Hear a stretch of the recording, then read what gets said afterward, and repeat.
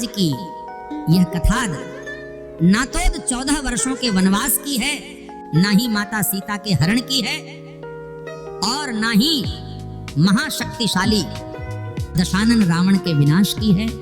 आज की यह कथा है भाईचारे की, त्याग की, बलिदान की और सच्चे रिश्तों की पहचान की।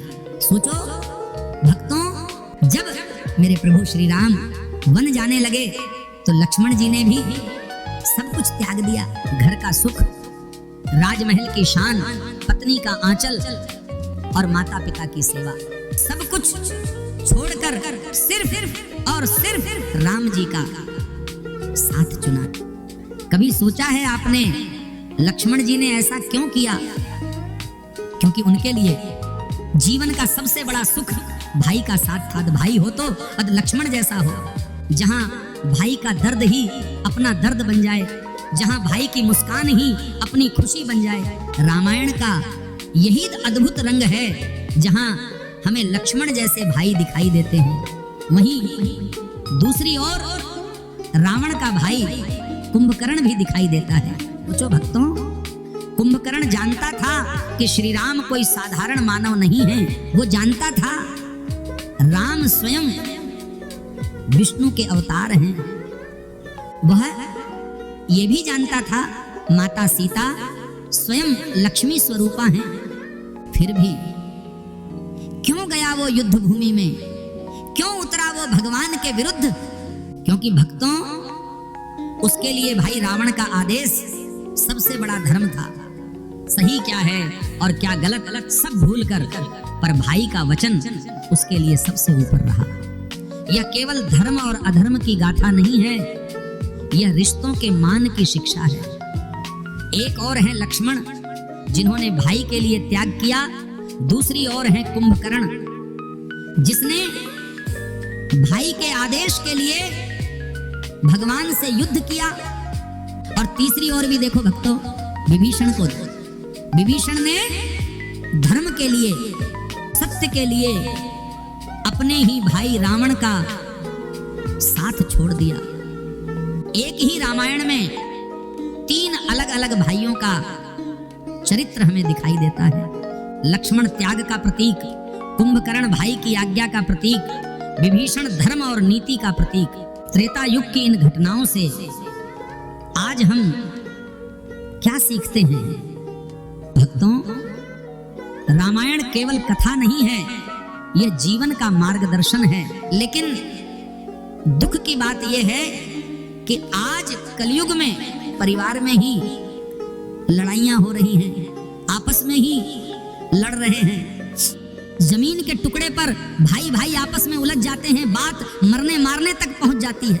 परंतु इन मूर्खों को यह ज्ञात नहीं कि मनुष्य बिना वस्त्र के आया था और बिना वस्त्र ही जाएगा।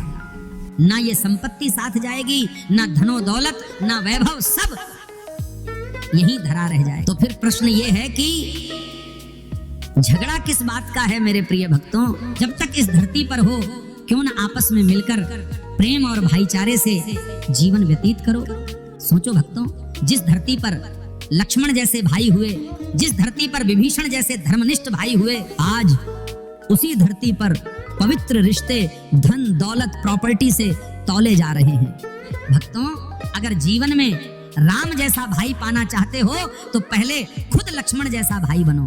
अगर जीवन में लक्ष्मण जैसा साथ चाहते हो तो पहले अपने भीतर वो त्याग जगाओ। रामायण हमें यही तो सिखाती है भक्तों, रिश्तों को निभाना, बलिदान देना, सच्चाई पर टिके रहना।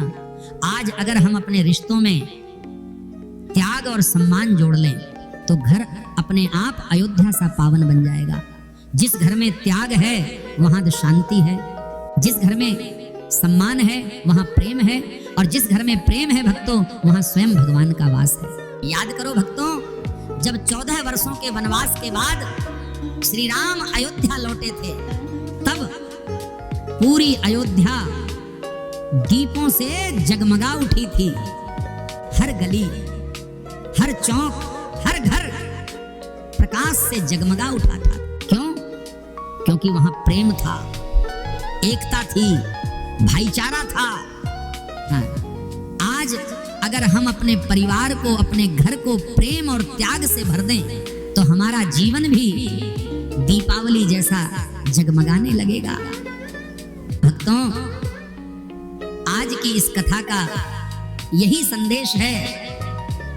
सच्चे रिश्ते त्याग से जीवित रहते हैं, सच्चे रिश्ते बलिदान से खिलते हैं, सच्चे रिश्ते सम्मान से पनपते हैं। तो भक्तों, अपने घर को, अपने परिवार को अयोध्या सा पावन बना दो, जहां प्रेम हो, सम्मान हो और हर दिल में जय श्री राम की गूंज हो। प्रभु श्री राम का आशीर्वाद सदा आप सब पर बना रहे, आपके जीवन से दुख दूर हो और सुख शांति का वास हो। तब तक राम नाम जपते रहिए। जय श्री राम, जय जय श्री राम।